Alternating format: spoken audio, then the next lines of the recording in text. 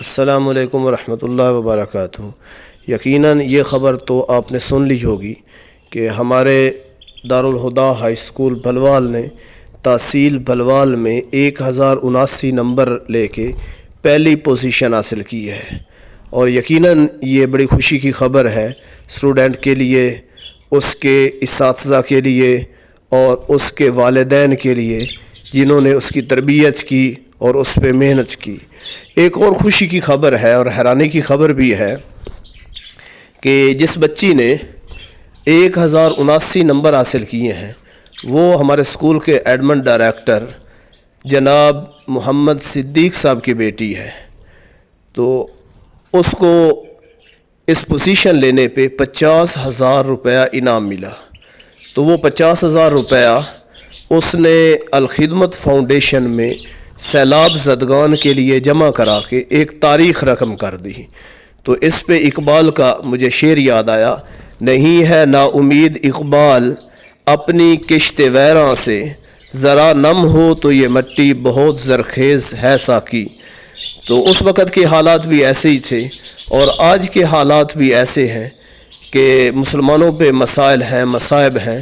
تو وہاں لوگوں پہ بہت مصیبت آئی ہوئی ہے۔ تو ایسے موقع پہ ہر مسلمان کو ان کی خدمت کرنی چاہیے، دل کھول کے خدمت کرنی چاہیے۔ وہ بیچارے گھر سے بے گھر ہو گئے، ان کے بندے مر گئے، گھر ختم ہو گئے، کھانے کو کچھ نہیں مل رہا، صاف پینے کے لیے پانی نہیں مل رہا، تو دل کھول کے ان کی خدمت کرنی چاہیے۔ لیکن خوشی کی بات ہے کہ ایک اسٹوڈنٹ کو 50,000 روپے انعام ملے اور پھر وہ اس انعام کو سیلاب زدگان کے لیے وقف کر دیں، تو یہ بڑی یقیناً بہت بڑی خبر ہے۔ تو یہ والدین کی تربیت کا اثر ہے، گھر کا ماحول ایسا ہو، بچوں کی تربیت ایسی کی جائے، تو پھر